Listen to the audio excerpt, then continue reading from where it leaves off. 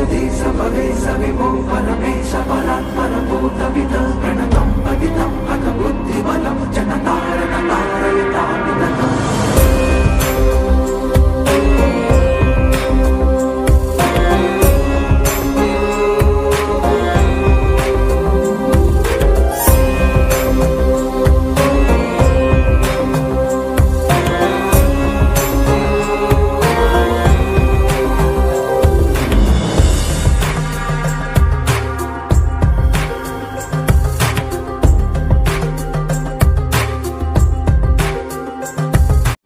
नमस्कार, स्वागत अभिनंदन में शनि उपासक पंडित बालकृष्ण जोशी मेरे YouTube चैनल शनि उपासक पंडित बालकृष्ण जोशी पर आपका हार्दिक स्वागत अभिनंदन करता हूँ। आज मैं लेके आया हूँ कि जीवन के सब ऋणों से हमें मुक्ति कैसे मिलती है। मैं अक्सर नए नए समाधान ढूंढ के लाता हूँ आपके लिए। उपाय मेरे समाधान आपके। तो आज उसी में हम चर्चा करेंगे कि व्यक्ति के जो ऋण होते हैं, सभी प्रकार के ऋण होते हैं, तो सभी प्रकार के ऋणों से वो मुक्ति कैसे पा सकता है। तो चलते हैं उन ऋणों के बारे में बात करते हैं। ऋण मुक्ति जब किसी के ऊपर ज्यादा कर्जा हो जाता है तो इसमें प्रथम पूजाए देव भगवान श्री गणेश जी की पूजा आराधना करते हैं। मंगल बुध केतु के कारण जो समस्या उत्पन्न होती है अशुभता की जातक की कुंडली में, मंगल बुध केतु के कारण जो जातक की कुंडली में जो अशुभता होती है, जिससे जातक के ऊपर अनेक कर्जा चढ़ता है। कर्ज लेने की इच्छा नहीं, फिर भी मजबूरियां उसको कर्ज लेने के लिए मजबूर कर देती है। इनके कारण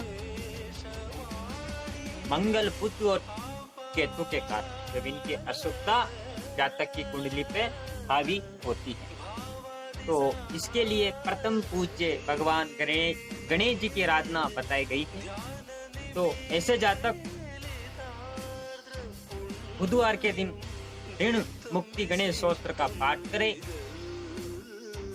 श्री गणेश जी महाराज को दुर्वा चढ़ाएं, तो धीरे धीरे उनका कर्जा भी उतरने लगता है।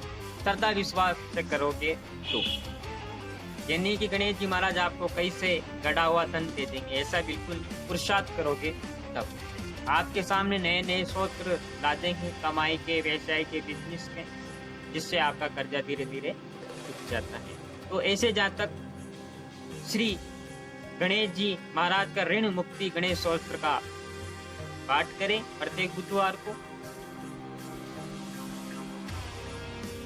बात करते हैं कि जब स्त्री जातक हो या पुरुष जातक हो, जाने अनजाने में उनसे जो पाप कर्म हो जाते हैं, दोष हो जाते हैं, जिसके कारण उनकी जीवन में अनेक समस्याएं उत्पन्न होने लगती हैं, तो महर्षि जो ऋषि हुए हैं पराशर, उन्होंने अपने व्रत पराशर होरा शास्त्र में अनेक ऋणों की बातें बताई है, उनका समाधान भी बताए हैं। तो हम आज चर्चा करेंगे महर्षि पराशर होरा शास्त्र के ऋणों के बारे में और उनसे मुक्ति के उपायों के बारे में। मनुष्य जीवन है जाने अनजाने में पाप कर्म हो जाते हैं, दोष हो जाते हैं, तो उन दोषों से मुक्ति के लिए हम ऐसा क्या करें जिनसे उन दोषों की मुक्ति का श्राप हमारे ऊपर जो लगा है वो हमेशा हमेशा के लिए मिट जाए। तो महर्षि पराशर ने अपने पराशर होरा शास्त्र में जो श्राप बताए हैं या जो ऋण बताए हैं वो है पितृ ऋण, मातृ ऋण, गुरु ऋण, देव्य ऋण, पत्नी ऋण, आदि का उल्लेख किया गया है। उनमें से कुछ ऋणों की हम चर्चा करेंगे और उनसे बचने के उपाय भी बताएंगे। जब ये ऋण का श्राप जातक या जातिकाओं की जन्म कुंडली में उनके ग्रस्त जीवन में पड़ता है तो उनके जीवन में असफलताएं, भारी बीमारियां, विवाह बाधाओं में आ रही अड़चनें, दुर्घटनाएं, ये ऐसी समस्याएं सामने आने लगती हैं। तो सबसे पहले हम पितृ ऋण की बात करेंगे। जब जातक की कुंडली में गुरु बृहस्पति अशुभ होते हैं तब पितृ ऋण लगता है और वो ऋण का श्राप लगने के कारण वो जातक धर्म स्थलों का अपमान करने लगता है, गुरुओं का अपमान करने लगता है। मंदिरों में जो पुजारी रहते हैं, पूजा पाठ करने वाले पुजारी रहते हैं, मंदिरों में ब्राह्मण होते हैं, बड़े बड़े यज्ञ करने वाले, उनका अपमान करता है, बुजुर्गों का अपमान करता है, पीपल के वृक्ष को काटता है। ये उसकी अशुभता के लक्षण होते हैं। जब गुरु अशुभ होता है जातक की कुंडली में, उससे स्वतः ये काम होने लगते हैं, जिसके कारण उसके जीवन में निराशा आती है, आर्थिक कष्ट आता है, मानहानि जैसी समस्याएं उसको झेलनी पड़ती है। इसकी मुक्ति के लिए वो क्या करे? जब ये दोष उसकी जिंदगी में आ जाते हैं तो कोई से भी धर्म स्थल में जाकर सेवा करे। बड़े बड़े धर्म स्थल हैं दुनिया में, वहां जाके कुछ समय के लिए सेवा करें, पीपल के वृक्ष लगाएं धर्म स्थलों में, गुरुओं का आशीर्वाद ले, ब्राह्मणों का आशीर्वाद ले, तब जाके उसकी पितृऋण से मुक्ति हो सकती है। यह था पितृऋण। बात करते हैं मातृ ऋण की। चंद्रमा का अशुभ होना मातृ ऋण का कारण है। जब किसी जातक की कुंडली में चंद्रमा अशुभता में हो तो मातृ ऋण लगता है। मातृ और केतु का भी चतुर्थ भाव में होना भी मातृ ऋण का कारण है। तो चंद्रमा का अशुभ और केतु का अशुभ होने के कारण वो जातक अपनी माता को कष्ट पहुंचाता है, उससे रात दिन लड़ता है, झगड़ा करता है, अभद्रतापूर्ण उसके साथ व्यवहार करता है, दुख देता है, उसकी हारे बीमारी में उसकी सेवा नहीं करता। तो ये मातृ ऋण के लक्षण बताए गए हैं। तो जिसके कारण उसके जीवन में रोग ही रोग आने लगते हैं और ऋणग्रस्त हो जाता है, वो कर्ज के बोझ से दब जाता है। चंद्रमा के अशुभ होने के कारण माँ को दिख देता है खूब जातक। तो उसकी मुक्ति का उपाय क्या है? ऐसे जातक पूरे परिवार के साथ इकट्ठा होकर एक समान चावल, थोड़ी चांदी और कच्चा दूध बहते जल में प्रवाहित करते और एक दूसरे के हाथ लगाते हुए जल में प्रवाहित करते, जिससे उनके जीवन में चंद्रमा की अशुभता दूर होगी। चांदी का जब बात आता है, चांदी चंद्रमा का ग्रह की धातु है। चांदी का मतलब ये नहीं कि आप बहुत सारी चांदी बहते जल में प्रभावित करो। जैसे थोड़े से ये चावल, थोड़ी सी चांदी का टुकड़ा, थोड़ा सा दूध लोटे वगैरह में डाल के मिश्रित करके बहते जल में प्रवाहित कर दे, जिससे चंद्रमा की अशुभता दूर होगी और मातृ ऋण से आपको मुक्ति मिलेगी। स्वऋण। जन्म कुंडली में जब सूर्य अशुभ हो और पंचम भाव में शुक्र या अन्य पाप ग्रह बैठे हो।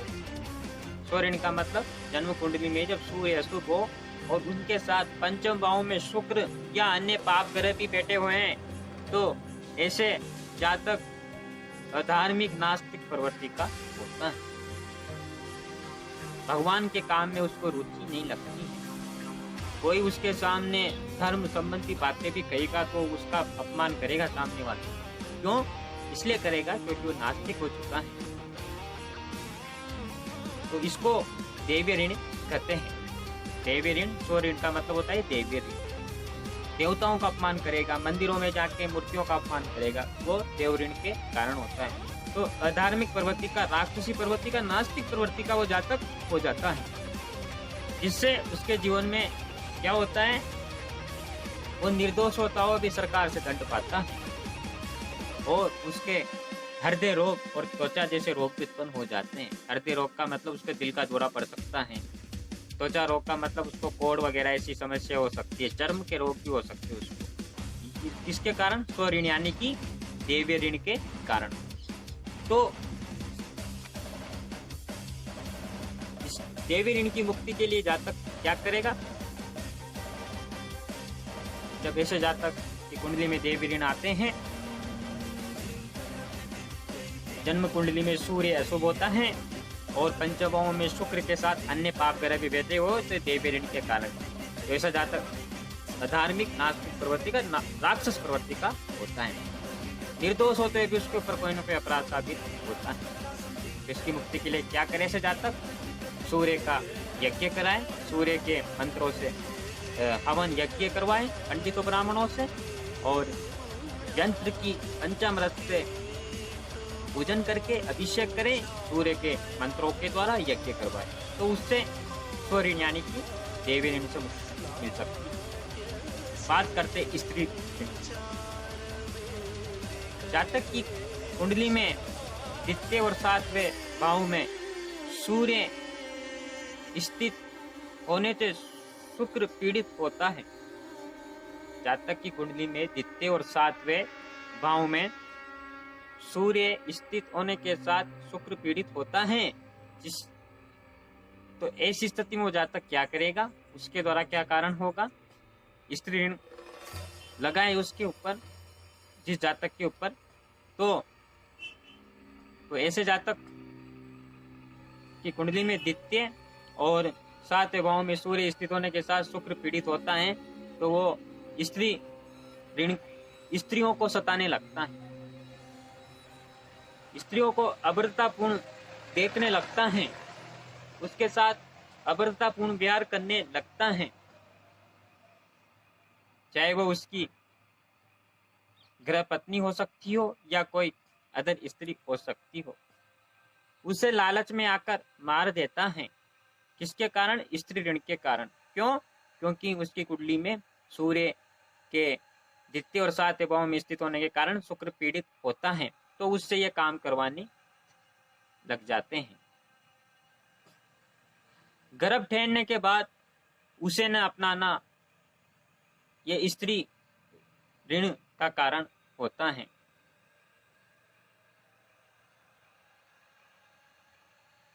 तो इस कारण स्त्रियों के साथ अभद्रतापूर्ण व्यवहार करता है स्त्री ऋण जब लगता है।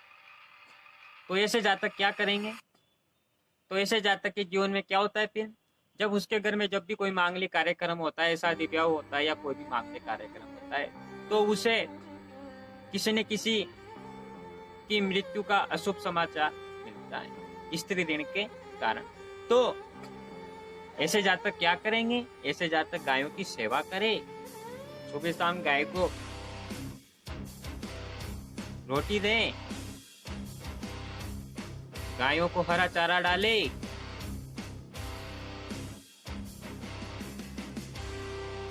जितने भी गौशाला है, गौ आश्रम है, वहां जाके गायों की सेवा करे।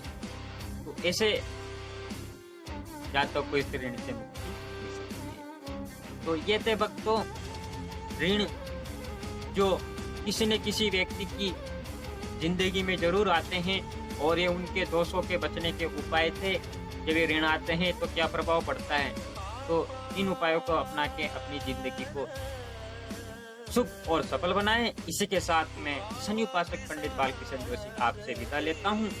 मिलते हैं अगले वीडियो में। ये वीडियो देख रहे हो तो लाइक करें, शेयर करें, सब्सक्राइबर करें, और आने वाले वीडियो की नोटिफिकेशन आपको समय समय पर मिलती है। ओम श्री लक्ष्मी नारायणाय नमो नमः।